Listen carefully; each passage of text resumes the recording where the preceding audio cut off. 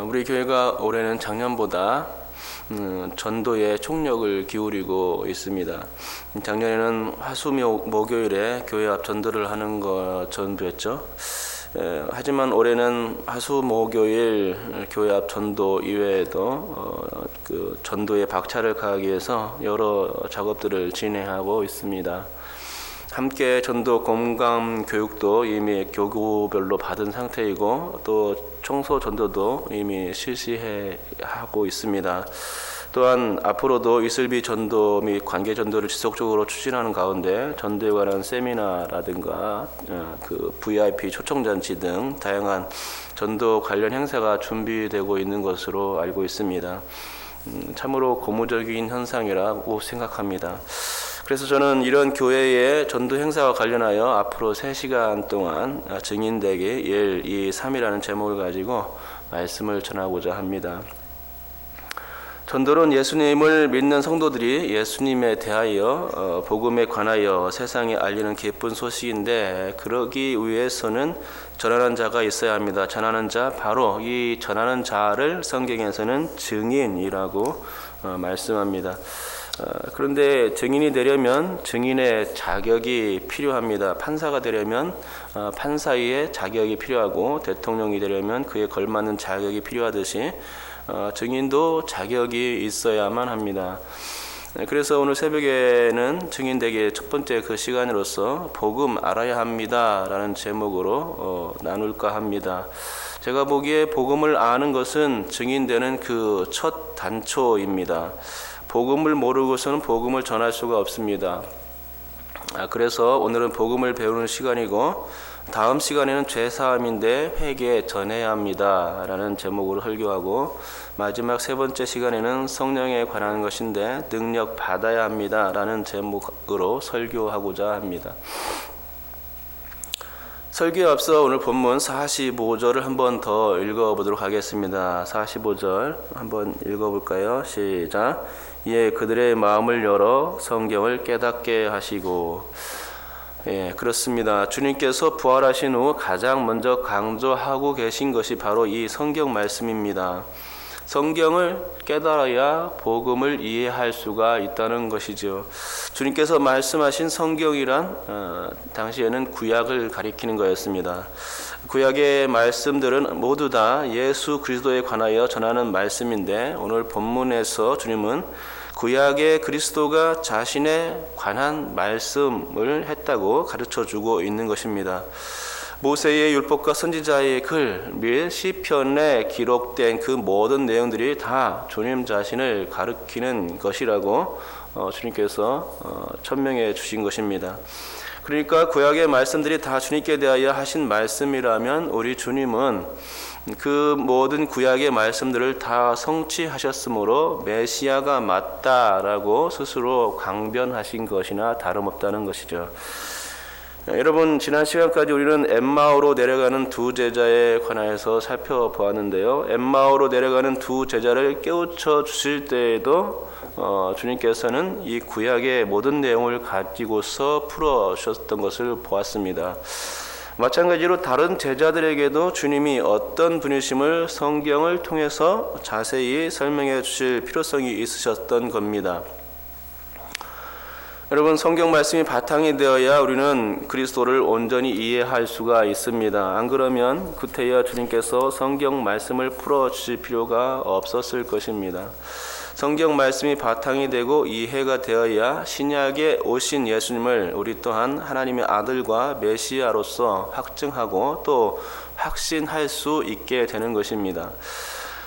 구약의 모든 말씀을 다 충족하며 예언대로 이루신 분, 그분은 오직 예수 그리스도밖에 없는 것입니다. 예수 그리스도, 그분 단 한 분밖에 없는 겁니다. 구약 성경을 다 이루신 그 한 분은 오직 예수 그리스도밖에 없습니다. 이 사실을 알 때 우리는 복음에 관하여 흔들리지 않게 되는 것입니다. 어떤 이단들이 와도 우리는 예수 그리스도를 떠날 수가 없는 것이죠. 그런데 오늘 본문 45절을 보면 성경을 깨닫게 하시기 위해서 선행하는 주님의 은혜가 있음을 발견합니다. 그것은 그들의 마음을 열어라는 부분에서 확인되고 있습니다. 사람의 마음을 여는 하나님의 선행 행위가 있어야 성경을 깨닫게 된다는 말입니다. 마음이 열리지 않으면 복음을 깨닫지 못하는데 복음을 깨닫게 하기 위해선 바로 이 하나님의 은혜가 반드시 필요하다는 말입니다. 부활하신 주님은 바로 그런 일, 곧 성경을 가지고서 자신이 그리스도이심을 깨닫게 해 주시고 있는 것입니다. 또한 주님께서 승천하신 이후에는 누가 그런 일을 담당하고 계시는가? 바로 성령님입니다. 성령께서 그런 일을 담당해 주십니다. 성경 해석을 해 주시는 거죠. 성령의 조명이 있어야만 마음이 열리고 마음이 열려야 복음을 자신의 것으로 받아들이게 됩니다.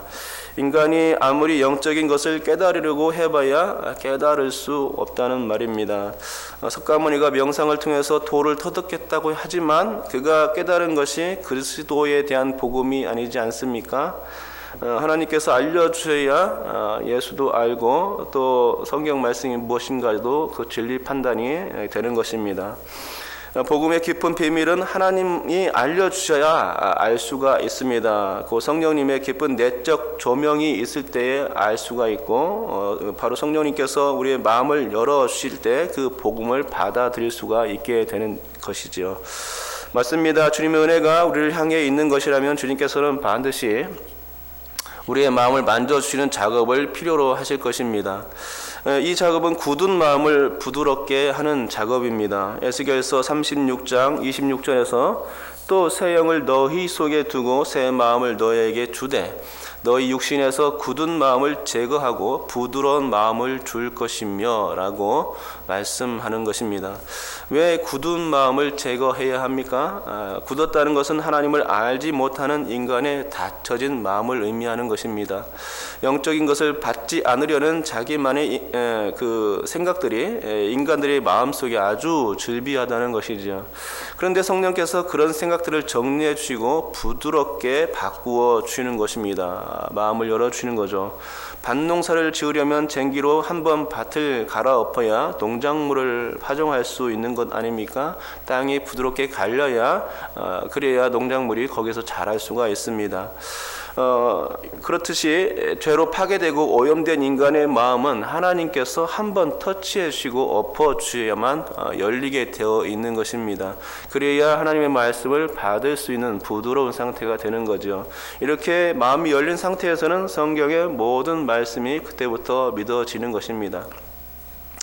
그러니까 우리가 복음에 대하여 알기 위해서는 주님께 기도해야 합니다. 나의 마음을 터치해 주옵소서, 나의 마음을 열어 주옵소서, 나의 단단한 마음을 부드럽게 해 주옵소서라고 기도해야 하는 거죠.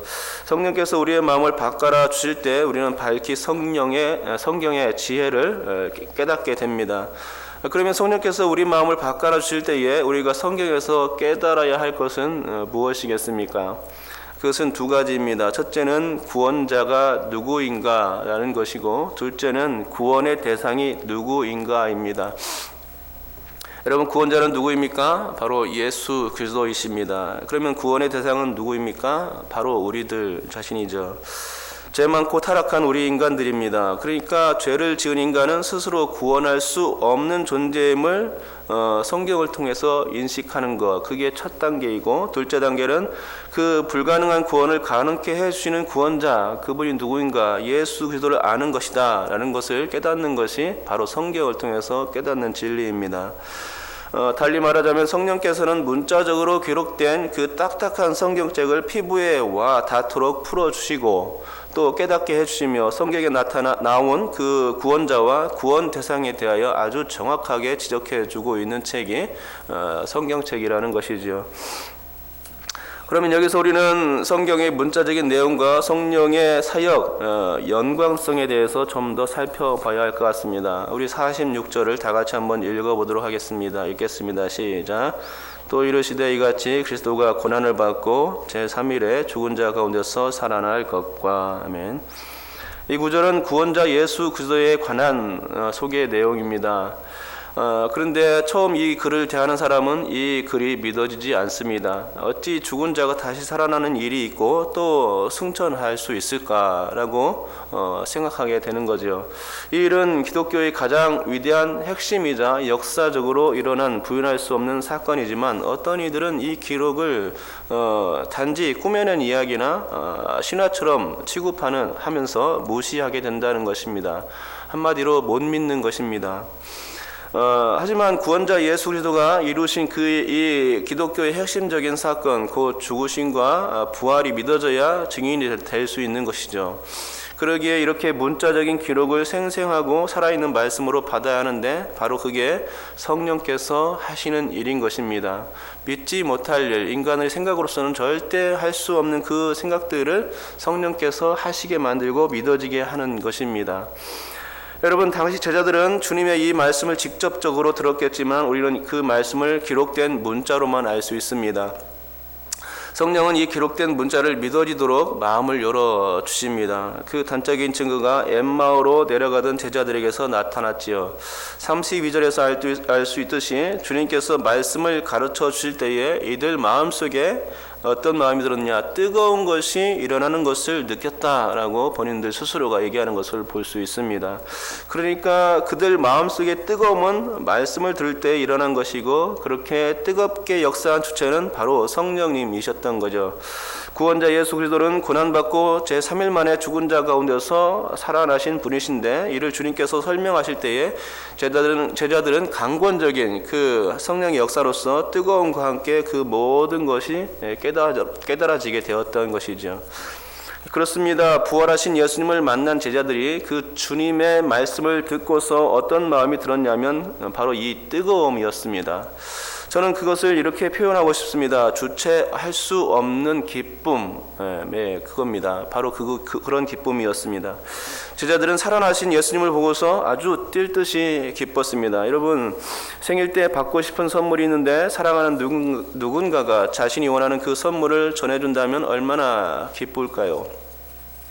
자동차 면허 시험을 10번째까지 시도했는데 번번이 탈락했습니다. 그런데 마지막 11번째에 가서는 합격했다면 그 사람의 마음이 얼마나 기쁘겠습니까?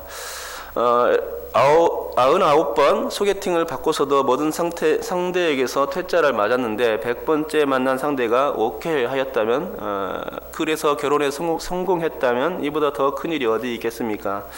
하지만 이런 기쁨은 제자들이 느꼈던 기쁨에 비하면 만분의 1도 안 되는 기쁨일 거라 생각합니다.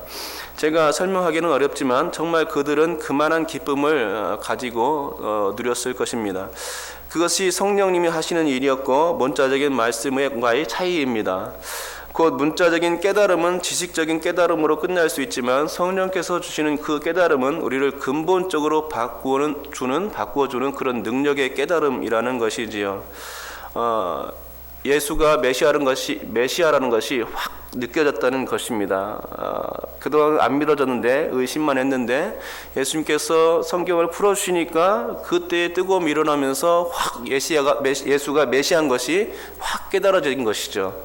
바로 그게 성령께서 우리를 통해서 역사하시는 부분입니다. 마음을 터치해주고 부드럽게 해주는 것입니다. 그래서 메시아가 너무나도 확실하니까 이제는 메시아를 전하는 증거자로 설 수 있게 되는 것입니다. 여러분, 복음, 그것은 헬라어로 유앙겔리온인데 바로 기쁜 소식입니다. 그리고 증인이란 이 기쁜 소식을 전하는 사람입니다. 그런데 이 기쁜 소식을 전하는 증인이 복음을 대하면서 기쁘지 않다면 복음을 전할 자격이 없겠지요. 자신이 구원자 예수 그리스도를 통하여 구원받은 사실이 너무나도 기쁘고 또 그 기쁨을 주체할 수 없기에 그 뜨거운 마음에 복음을 전파하게 되는 것입니다. 성령께서 우리의 마음을 한번 바꿔주시면은 그 마음이 완전히 확 바뀌고 변화되어서 모든 것이 믿어지니까 그 성경의 모든 것을 믿어지는 그 바탕을 가지고 이제 복음을 전하는 온전한 증인이, 열심 있는 증인이, 열정 있는 증인이 되어지는 것입니다. 증인이란 바로 그런 것입니다. 성령께서 우리를 강권하셔서 말씀의 지식적인 부분을 깨닫게 하시면 성경의 모든 것이 믿어지고 그것이 구원자 예수 그리스도와 결부되어질 때 거기서 오는 큰 기쁨의 충격을 누리면서 또 전하게 되는 것이죠. 그러므로 이러한 성령의 역사로서 일어난 감동적 성경 지식은 복음에 흔들리지 않은 요체가 될 뿐만 아니라 자신의 영혼을 구원하는 자리에 서게 만드는 기초적인 배경이 되는 것입니다. 신약 시대의 제자들이 다 성령을 받고 그리스도의 증인이 된 것 아니겠습니까? 성령을 받고 말씀이 믿어지는 가운데 증인으로 설 수 있었던 것입니다. 그렇습니다. 여러분, 우리 가운데 그리스도의 구원이 내게 큰 기쁨으로 요동치고 있습니까? 예, 그런 거라면 이제 우리는 증인 자격의 그 첫 단초를 채운 것입니다. 복음에 대한 열정, 사도 바울이 가졌던 그 복음에 대한 열정이 우리에게 주어진 것이라면 우리는 세상의 증인으로 이제 파송될 수가 있는 것이죠.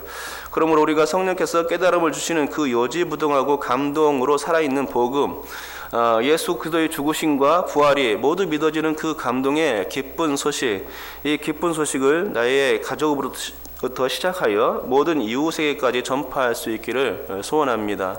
여러분께서 부활하신 주님을 온전히 증거할 수 있는 부활의 증인으로서 복음을 온전히 깨달아서 전할 수 있는 증인으로서 설 수 있기를 주님의 이름으로 축복합니다. 기도하겠습니다.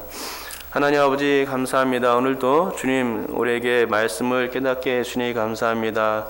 오늘 말씀은 하나님 아버지 주님께서 제자들을 깨우시는 그런 장면입니다.